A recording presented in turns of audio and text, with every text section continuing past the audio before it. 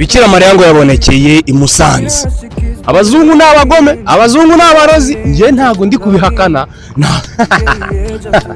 Hako Bikira Mariya bavuga amwe mu mafoto, aya mafoto uri kubona kuri screen, namwe mu bantu bari bahibereye babashuti banje bagerageje gufotora Bikira Mariya, nubwo bagendaga bamuswata ngari kugenda kwepera mu bitano umuntu rusu agenda kwepa. Abantu bari Musanze muri commentaire ndabashaka. Ese koko Bikira Mariya yababonekeye? Ubu ngubu wasanga ari nk'umukecuru umaze kwihagira akagwa. Nje ni ku ruhande rwanjye ni commentaire yanjye kuko ubwo bushake ndabufite. Gutera commentaire ndanabyemere kuko narize. Nje mu content creator wize. Wasanga ari umukecuru wari wibyukiye haza urwawa mu gitondo w'imusanze agahita byuka avuga ngo mbonye Bikira Mariya hari hejuru mu biti. Abandi nabo guhobagira nta Bikira Mariya mwabonye. Nawe mwabonye murabeshya. Byo bintu mubyi skamu zindi twarazihaze atangiye kuza izaba Mariya ngo nawe